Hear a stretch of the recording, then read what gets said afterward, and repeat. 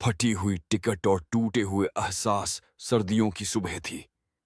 Delhi airport की चकाचौंध हमेशा की तरह अपने चरम पर थी।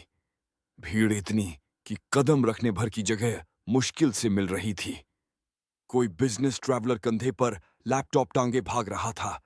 कोई परिवार बच्चों के साथ छुट्टियों के उत्साह में फोटो खिंचवा रहा था। हर तरफ जल्दी और चमक दमक का आलम था। इसी भीड़ में एक बुजुर्ग व्यक्ति धीरे धीरे चलते हुए एयरलाइंस के काउंटर तक पहुंचे। उनका पहनावा सादा था। सफेद कुर्ता पाजामा, ऊपर एक पुराना भूरा स्वेटर, पैरों में घिसी हुई चप्पलें। हाथ में एक साधारण सा प्लास्टिक कवर था जिसमें उनकी प्रिंटेड टिकट रखी थी। शायद किसी ने उनके लिए निकाली थी। चेहरा शांत मगर आंखों में थकान झलक रही थी, जैसे जिंदगी का लंबा सफर तय कर अब केवल एक आश्वासन चाहते हो, सीट कंफर्म है। काउंटर पर खड़ी युवती ने उन्हें देखा। उन्होंने विनम्र स्वर में कहा, बिटिया, ये मेरी टिकट है। सीट कंफर्म है क्या? मुझे जयपुर जाना है। लड़की ने उन्हें ऊपर से नीचे तक देखा और होंठ सिकोड़कर बोली, अंकल, ये रेलवे स्टेशन नहीं है। यहां ऐसे बोर्डिंग नहीं होती। पहले ऑनलाइन चेक इन करना पड़ता है। बुजुर्ग थोड़े घबराए। मुझे नहीं आता बेटा, बस तुम देख लो। मेरी बहू अस्पताल में है, जल्दी पहुंचना है। पास खड़ा एक कर्मचारी हंस पड़ा। अरे, इन्हें कौन टिकट देता है भाई? ये लोग ऐसे ही फालतू घूमते रहते हैं। अंकल, अब घर जाइए। एयरपोर्ट आपके बस की बात नहीं। भीड़ यह सब देख रही थी मगर किसी को फर्क नहीं पड़ा। किसी को फ्लाइट पकड़नी थी, किसी को चाय की चुस्की पूरी करनी थी।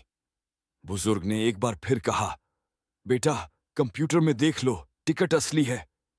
लड़की ने टिकट हाथ में ली, बिना देखे ही उसे फाड़ डाला और ऊंची आवाज में बोली, sir, please clear the area, ये अलाउड नहीं है यहां।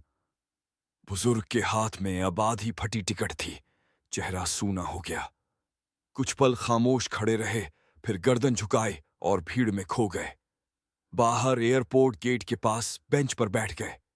ठंड में हाथ कांप रहे थे मगर चेहरे पर गुस्सा नहीं था, बस एक ठहराव। जेब से एक पुराना कीपैड वाला फोन निकाला जिसकी स्क्रीन धुंधली पड़ चुकी थी। उन्होंने एक नंबर मिलाया। हाँ, मैं एयरपोर्ट पर हूं। जैसा डर था वैसा ही हुआ। अब आदेश जारी कर दीजिए, तुरंत। कॉल खत्म कर वे आंखें बंद कर लंबी सांस लेने लगे। नींद और हलचल शुरू हो चुकी थी। फ्लाइट्स का बोर्डिंग प्रोसेस रोक दिया गया। काउंटर स्टाफ परेशान थे। मैनेजर को सूचना मिली, डीजीसीए से आदेश आया है, आज की सभी फ्लाइट्स पर रोक है। कोई वीआईपी केस है। कुछ ही देर में एक काली गाड़ी एयरपोर्ट गेट पर आकर रुकी। उसमें से निकले 3 लोग, एक वरिष्ठ एयरलाइन अधिकारी, डीजीसीए का सलाहकार और विशेष सुरक्षा अधिकारी। उनके साथ वही बुजुर्ग व्यक्ति अब खड़े थे। भीड़ हट गई। रास्ता बना। जिन कर्मचारियों ने कुछ देर पहले उन्हें मजाक बनाकर अपमानित किया था, उनके चेहरे पर अब पसीना था।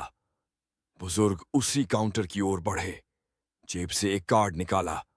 उस पर लिखा था, अरविंद शेखर, वरिष्ठ नागरिक एवं नागर विमानन मंत्रालय के सलाहकार, पूर्व अध्यक्ष नागरिक विमानन प्राधिकरण।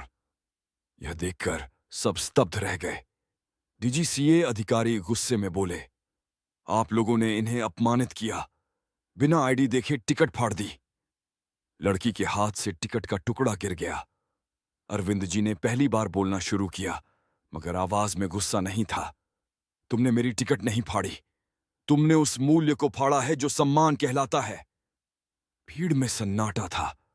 कुछ यात्री मोबाइल पर वीडियो बना रहे थे। एयरलाइन की सीनियर मैनेजमेंट ने तुरंत माफी मांगी मगर अरविंद जी ने कहा, माफी मुझसे नहीं, उनसे मांगो जिनसे तुम आगे भी कपड़ों और हैसियत देखकर व्यवहार करोगे। फैसला तुरंत हुआ। 2 कर्मचारियों को निलंबित कर दिया गया। पूरे एयरपोर्ट स्टाफ के लिए Elder dignity and anti discrimination training अनिवार्य कर दी गई। डीजीसीए ने एयरलाइन को चेतावनी दी, ऐसी घटना दोहराई गई तो लाइसेंस निलंबित होगा। अरविंद जी का चेहरा शांत था। उन्होंने किसी को नीचा नहीं दिखाया, बस सादगी और सच्चाई से सबको आईना दिखा दिया। पत्रकारों ने उनसे पूछा, सर आप चुप क्यों रहे जब आपको धक्का दिया गया? अरविंद जी मुस्कुराए। कभी मैंने इस एयरपोर्ट पर वर्दी पहनकर आदेश दिए थे, आज आम आदमी बनकर अपमान झेल रहा था। देखना चाहता था क्या कानून सिर्फ फाइलों में है या दिलों में भी। उनकी यह बात सुनकर वहां खड़े कई यात्री सोच में पड़ गए। काउंटर पर वही युवा कर्मचारी कांपते हुए उनके पास आया। अरविंद जी ने कहा, बेटा तुमने मेरी टिकट फाड़ी थी, अब जिंदगी में किसी का सम्मान मत फाड़ना। कुर्सियां बदलती रहती हैं, सोच आदमी बनाती है। बोर्डिंग शुरू हो चुकी थी। अनाउंसमेंट हो रही थी, विस्तारा फ्लाइट 304 बेंगलुरु के लिए गेट 5B से बोर्डिंग। लेकिन आज कोई जल्दी में नहीं था। सबकी नजरें उसी बुजुर्ग पर थीं जिनकी फटी टिकट ने पूरा सिस्टम हिला दिया था। अरविंद जी ने अपना पुराना बैग उठाया, चमक खो चुका मगर इतिहास से भरा हुआ।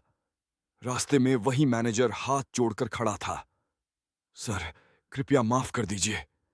अरविंद जी रुके और बोले, माफ कर दूंगा, पर शर्त है हर उस यात्री से माफी मांगो जिसे तुम्हारे शब्दों ने चोट दी है, और हर बुजुर्ग को सम्मान से देखना। गेट पर एयरलाइन की सीनियर टीम फूलों का गुलदस्ता लिए इंतजार कर रही थी। अरविंद जी ने मुस्कुराकर मना कर दिया, मैं वीआईपी नहीं, बस याद दिलाने आया हूं कि बुजुर्ग बोझ नहीं, नींव हैं इस समाज की। नीचे वही कर्मचारी अब भी उस फटी टिकट को देख रहे थे। उनमें से एक ने धीमे से कहा, हमने उनकी टिकट नहीं फाड़ी, हमने अपनी सोच का पर्दा उतार दिया। उस दिन दिल्ली एयरपोर्ट की भीड़ ने एक सच्चाई देखी, सम्मान पद से नहीं इंसानियत से मिलता है। और एक साधारण से बुजुर्ग ने यह साबित कर दिया कि सबसे बड़ी ताकत चुप्पी में होती है, वो चुप्पी जो वक्त आने पर पूरे सिस्टम को हिला देती है।